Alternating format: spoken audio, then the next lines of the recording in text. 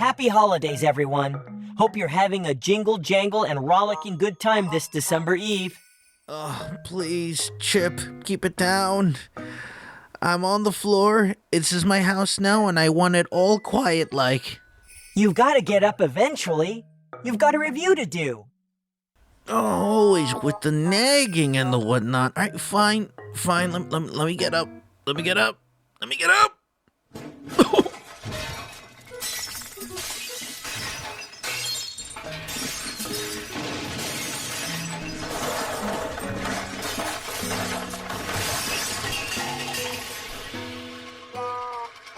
Help!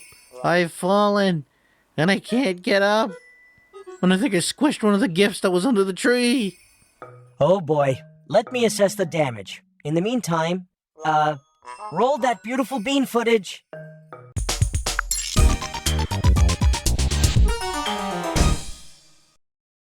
Hello, everyone, and as Chip mentioned, happy holidays. Forgive my demeanor at the beginning there. It's been a rough time going as far as putting this review together. Mostly because I spent the better half of the past 2 months working on another review for another game, only to have it stalled due to unforeseen circumstances. By the time I found out, it was just too late to make anything in time for Kringlemas. Besides, it was also a pain to try to figure out a game for Kringlemas too. I mean, there aren't many holiday games out there, decent ones anyway. Lo and behold, while I was scouring the web for an idea, I stumbled upon something. One of my all-time favorite games, Nights into Dreams for the Sega Saturn, had a limited edition Christmas edition, simply entitled Christmas Nights into Dreams. It was a promotional sampler disc of 2 versions of the first stage, all being Christmas-themed. Apparently, it was bundled with the Saturn during the holiday season of 1996.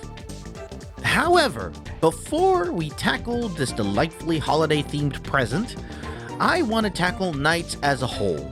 Partly because I'm sure there's a viewer out there somewhere that doesn't know anything about this series, and boy howdy do I feel like we need to have a foundation first. So slip on those sleeping masks and get comfy in bed, cause we're gonna do some dreaming! Now, before I begin, I want to say that all of the information that I didn't get from the game itself, I got from Wikipedia, the Nights into Dreams fandom wiki, and the nightsintodreams.com unofficial website. We're stealing information. Got it. Would you cut that out? We're not stealing, we're citing sources on a game that's older than William Shatner's toupee. Wait, William Shatner doesn't wear a toupee. Oh yeah? Try telling that to a decade's worth of comedians. Anyway, links to any mentioned sources will be listed below.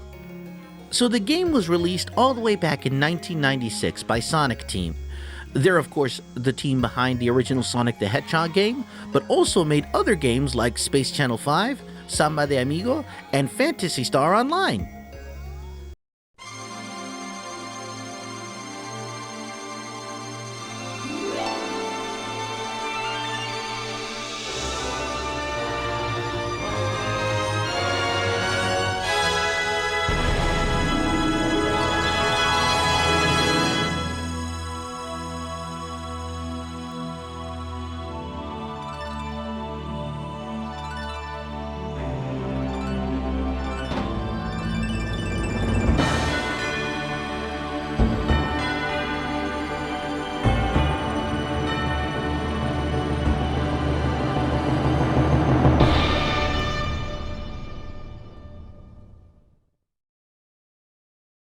The plot of Nights is simple. You choose one of 2 characters, either Elliot Edwards or Clarice Sinclair, who venture into a dream world called NiGHTopia, the realm where all dreams take place. The kids meet a rebel nightmare by the name of Nights, whom helps them traverse the strange new world by merging with them. They must work together to stop the evil ruler Wiseman from destroying NiGHTopia, and in effect, the real world as well. Wiseman's efforts are aided by various minion-like entities called Nightmaren. They're similar to what Nights is, but with the exception of, not wanting to stop the kids. The end goal is to gather enough energy to defeat Wiseman and save NiGHTopia. It was a bit of a hassle to figure out the lore of the game since it really doesn't give you much to go on within the game itself aside from a few cutscenes that you can see. Like, why did the character of NiGHTS become rebellious? Well, that's an insinuation since, I am assuming this because they used to work for the big baddie. The game doesn't really tell you itself. Though, there was a 1996 Archie comic series that offers an interpretation as to how it could have happened. I phrase it that way because I'm not entirely sure it's canon, though I gotta say, the dialogue did make me giggle a bit. Mr. NiGHTS, please, you gotta do something, quick. But I'm one of the bad guys. No, you're not. I can see it in your eyes. Oh, it gets me every time. The humans that find themselves in NiGHTopia are referred to as visitors or dreamers. The two visitors featured in the game are Elliot and Clarice. They seem to be having a rough time in their lives. Insecurity about the dreams they want to follow, or embarrassment about being bullied, stuff like that. Essentially, they have nightmares related to their corresponding problems. As a result, nightmarens invade their dreams, causing them to run away towards a mysterious light. It transports them into the night dimension, which then leads them to NiGHTopia. Speaking of which, some more interesting tidbits about this game. NiGHTopia is populated by little fairy-like creatures called NiGHTopians. Man, creative name. Their only goal is to have fun in the dream world, and you can actually see them when you're traversing the land. They're just floating around, minding their own business. As you can probably tell by the way they look, they seem to bear a resemblance to the Chows from the Sonic series. They're said to be kind of an inspiration for them. There's also been a bit of a debate as to the gender for the titular character, NiGHTS, due to the character's androgynous appearance. It's led to a bit of confusion amongst fans. However, thanks to an exclusive interview with lead producer and programmer Yuki Naka, conducted by internet user Trippy, whom I presume is the webmaster for nightsintodreams.com, the unofficial fan site, which, by the way, Trippy, if that's not how you want to be known, let me know, because I would love to credit you properly here. Nidcom. One of the reasons Nights into Dreams is very popular with female gamers is the character of NiGHTS erases gender stereotypes, which is rare in gaming, especially today. Was this idea there from the beginning? Men or women, we all have dreams. So I thought that the residents in the dream world shouldn't have a gender. Rather, the form of the character should be determined by the person who's dreaming. So basically, all of the beings in NiGHTopia are genderless. I think that's pretty neat. As soon as whichever visitor you choose drops into the world, they immediately get mugged by nightmarens who had been laying in wait this entire time. The nightmaren end up burgling the orbs surrounding the visitor. They're called ideas, colorful orbs that the evil wise man wants. They're basically human dream energy. I mean, this is all stuff that I'm deriving from the fan wiki and what little beats of the story that I'm seeing here. It's not like I'm working with concrete lore here. Wait a minute, boss. This is an old game, isn't it? Oh yeah, we're talking about 1996. Yes, we know. The Dark Ages. Now, didn't games used to come with physical artifacts called instruction manuals? Oh, wait, hold on a second. I'm getting a sense of deja vu here. Ooh, deja vu. Although it's still applicable to the situation. It most certainly is. Okay, Chip, let's see if we can find a manual somewhere. Way ahead of you, boss. Well, make me up and call me blast processing. We found it. Major thanks to the Internet Archive for preserving such a piece of nostalgia. Alrighty, let's see what we have here. Okay, so I'm gonna summarize these entries since they can get a little long-winded. Feel free to pause the video to read some of these. You can also find the PDF of the manual on the aforementioned Internet Archive. So, it's got sections for the characters, as well as descriptions as to what's going on in the world. Though, interestingly enough, instead of giving us any sort of proper biography for any of the characters, with maybe the exception of NiGHTS themselves a little bit, the manual focuses on what led the kids to have the nightmares. For Elliot, while playing basketball with friends, he gets punked out by a team of bullies who laugh at him mercilessly. For Clarice, she gathers up the courage to audition for a big production held in the city's infamous Seeds Tower, only to get stage fright running away in the middle of it. For Knights, it simply mentions that both Elliot and Clarice have seen them and what they're capable of. But what is Knights exactly?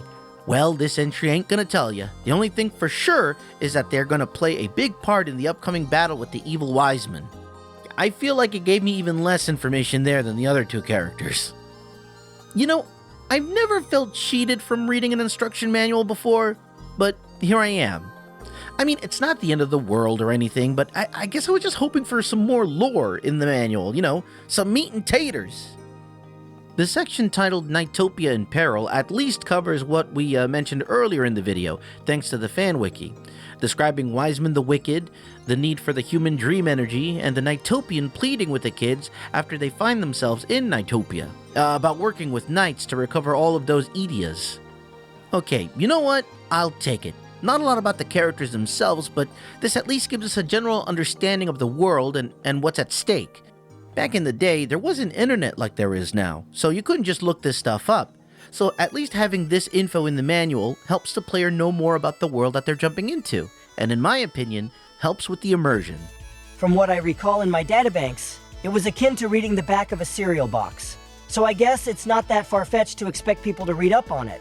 Yeah, I'm starting to get the sense that reading the manual was practically an essential part of the experience in early gaming. Okay, so main goal in each level is to get the dream energy back by collecting blue chips and to use them to overload the Idea capture device, which will release stolen dream energy once it blows up. The kids do this by merging with knights in order to fly around and collect chips, fly through rings, and essentially rack up points. The capture devices tend to require quite a bit of blue chips, but the stage always replenishes the amount when you do a whole entire lap around it. Which can also play into the challenge because you're only given a set amount of time to free the dream energy. If you don't before the timer runs out, you unmerge with knights and turn back into your visitor form. You then have to hike all the way back to the start to re-merge with knights and try again, which can be a big pain because you lose all your points. You can regather them in your visitor form or try to gain them back again when you remerge with knights. However, if you already rescued dream energy and it's floating around your visitor character, when you go to remerge with knights, you'll finish that particular level and will be graded with whatever points you have at that point. You could try to gain points in your visitor form, but you're stuck to the ground. There's no flying. The kids can't fly. So there's only so much you can do. There's not a lot of platforming in the game. There is an elevator though, in like one stage. The good thing about it though is that there's no timer for when you are turned back into a visitor, so you can take your sweet time. However, that's becoming a popular word here, there are these things called alarm eggs that appear and search for the visitor while they're unmerged. If you get caught in one of these beams from the alarm eggs, it's game over. Well, it's more like night over, since that's what appears on the screen when it happens. Presumably the visitor wakes up. When that happens, you get transported all the way back to the start screen, and you gotta try all over again from the very beginning. This whole system can be unforgiving at times, because when you get all the way to the boss stage in a dream, you only get a set amount of time to figure out the mechanics of how to beat the boss. If you don't figure it out before time runs out, well, it's game over and you have to start all over again. Nope, not from the beginning of the boss level, from the beginning of the dream. From the very start. I suppose it was a sign of the times, a kind of way to pad out the game to keep from people beating it too fast. But at the same time, I'm not going to fault it too much. I mean, that was pretty much game design back then.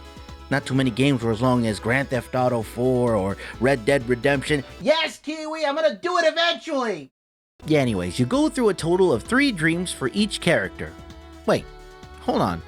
There are 4 icons in the selection menu here. Hey, Chip, what gives? Sorry, boss. It looks like this is really hardcore old-school rules. The game requires you to get a rank of C on all stages before the 4th one is unlocked, for both characters. What? You mean for both Elliot and Clarice?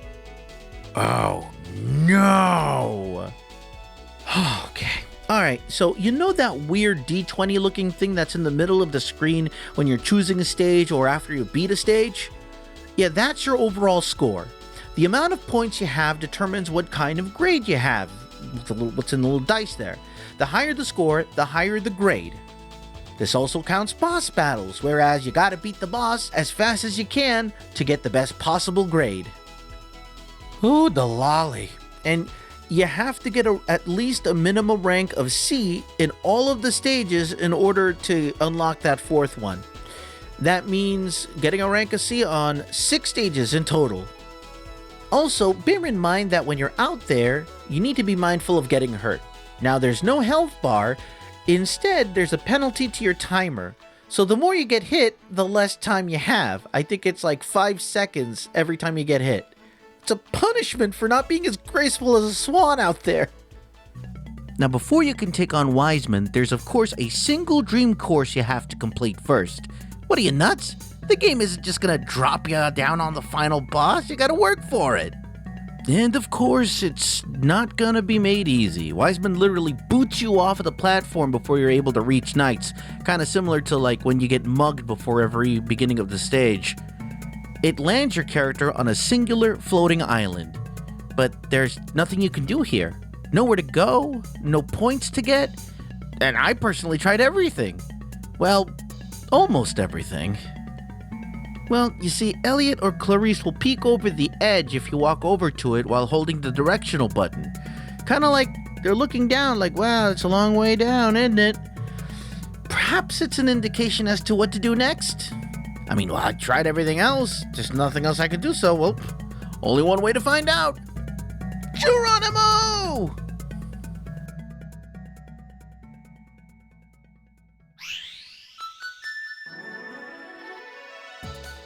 Oh boy, howdy! We can fly now! Both Elliot and Clarice are able to fly around and push through the course just like Knights. Well, almost like Knights. They don't get that nifty mechanic where a loop sucks in all the chips and stars, but hey, at this point, I'll take anything. This one's a doozy because it leaves practically no room for error. You gotta be fast and on the ball with getting every single chip. That means if you miss like 2 or 3, you gotta circle around and get them again. You know why? Because unlike in the other dreams, chips don't replenish, which means you gotta do an entire lap and find the ones that you missed. Oh man, let me tell you, in my personal opinion, I think this is the hardest stage in all of the game.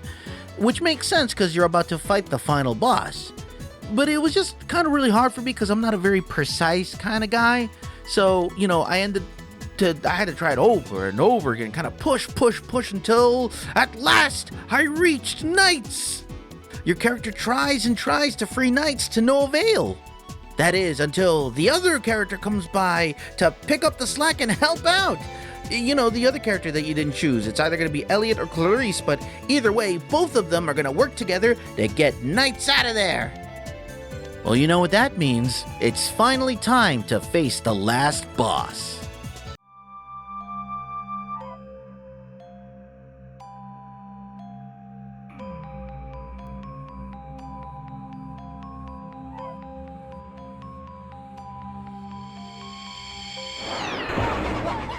Just like most bosses, Wiseman takes a few hits to take down, though it's made that much more difficult because he summons stuff like snowballs, tornadoes, and goddamn meteors. I mean, they're not impossible to deal with, but they're put down so that they're in the way so that you have to navigate something in order to get to Wiseman, because he scoots straight across the map. And when you do finally get to him, you gotta bust through a force field in order to deal damage. But just like any other stage, if you run out of time before you're able to defeat him, it's game over and, well, you know. Thankfully, it's not impossible, and after defeating the big boss, we're treated to an ending cinematic for the corresponding character that you chose. For Clarice, she goes through with the audition and gets the part. For Elliot, he goes back to the basketball court with his friends and shows up those bullies, who actually look impressed once Elliot managed to stick that sick dunk. Both characters invoke the bravery that they had summoned while fighting alongside Knights, the one orb that stayed with them after the mugging after each level, the very orb that was used to rescue Knights from their prison. Whichever cinematic you get, if you had gotten the other character's ending prior, you'll be treated to an additional cinematic where the two kids reunite, almost as if NiGHTS themselves was guiding them. There's talk about a super secret ending that can only be obtained after getting an A ranking on all courses, but... Excuse me? An A ranking on all of them? Are you one leg short of a tripod?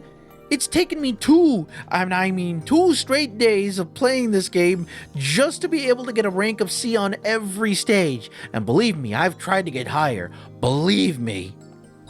It's not impossible to get a decent score without memorizing the paths and stages, but if you want to get anything higher than a C, you gotta start memorizing some stages. Thankfully, the game gives you the opportunity to review a stage before you hop into it. It even highlights the path that NiGHTS takes on each one.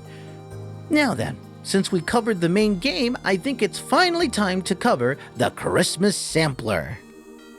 It's basically what's written on the tin.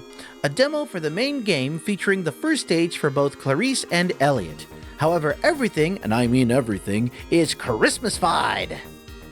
Christmas trees everywhere, bells, party poppers, Santa going Mach 5 in the background at random intervals. Phew, man, I can just taste the tinsel.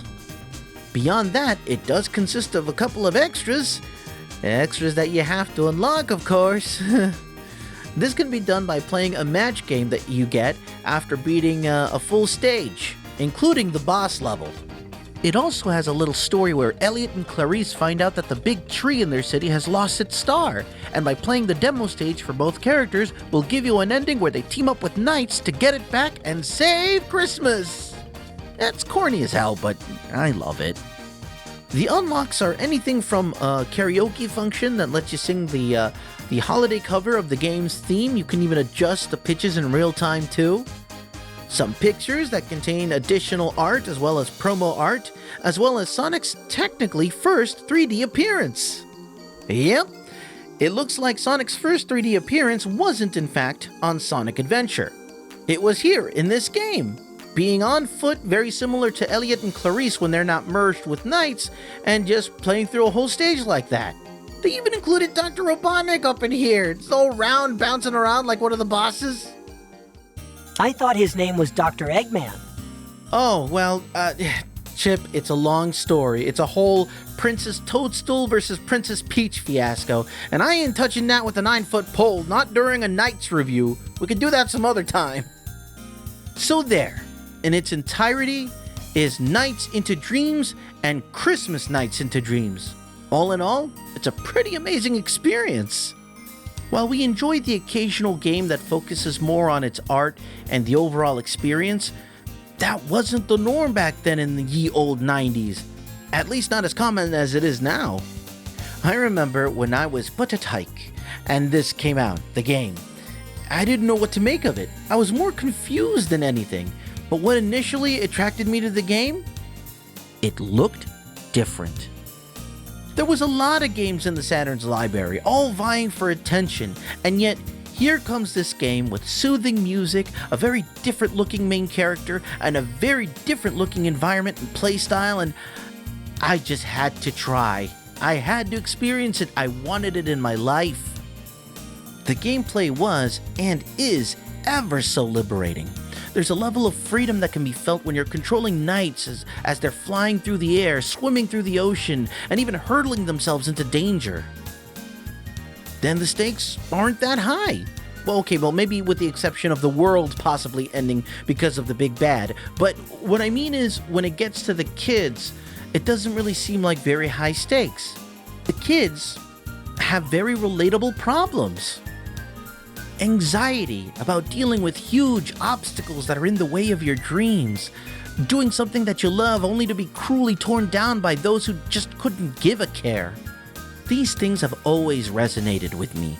Huge conflicts are fun and are interesting and all, but it's the smaller struggles, the conflicts with characters that really immerses me in a game, that really makes the characters relatable to me. Alright, so it's not all sunshine and rainbows. It relies heavily on memorizing stages to get to the higher level of points, The starting from the very beginning mechanic can be frustrating at times, and the graphics haven't really aged the best. However, despite all of that, I think it's a solid game in the Sega Saturn library. I would argue a must if you're into this sort of thing.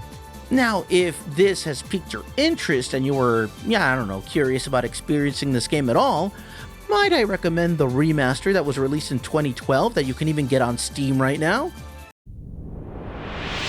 Sonic Team.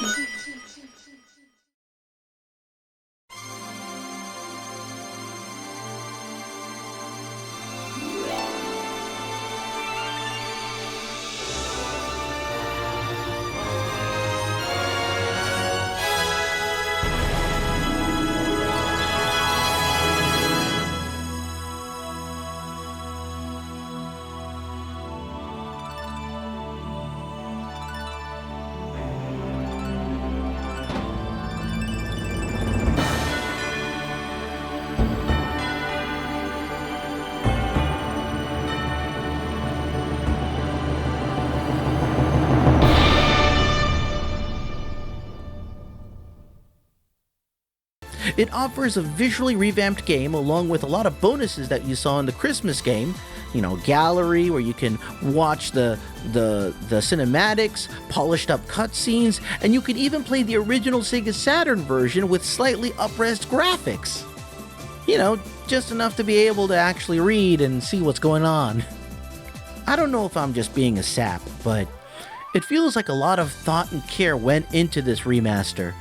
A perfect example of what to do with something beloved by so many that's from a bygone era, and just how to improve it and keep it feeling special. And as of this video, it's less than $10 American. I can't recommend that any more than that. Doesn't cost too much. It gives you a glimpse as to one of the greatest Sega Saturn games of all time. Please do yourself a favor and pick this up.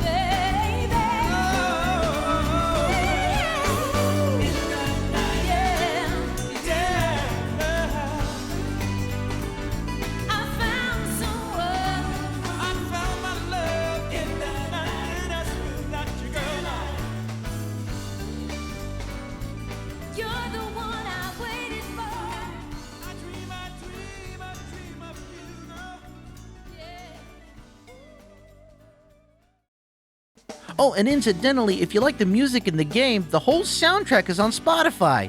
Thanks, Sega. So yeah, Nights into Dreams, a gorgeous game, nay, a gorgeous experience that has been one of the most defining games in the Sega Saturn library to date. Not to mention one of the few that you can actually still experience. Anyway, that's a whole heap of talking, and I think that's enough. Woo! I know I didn't get this in time for Kringlemas, but hey, at least I got it in time for New Year's. It's gotta count for something, right? Maybe one of these days you'll actually get yourself together and get a release schedule going. Whoa, whoa, whoa, whoa, whoa, whoa, whoa, whoa, whoa, whoa, whoa. One miracle on 34th Street at a time, Chip. For now, thank you all the viewers for watching. Make sure to hit that subscribe button so you know when the next video comes out. Remember to be kind to yourselves and each other this season, and don't forget... Happy holidays, Happy New Year, and of course, stay safe and keep on gaming.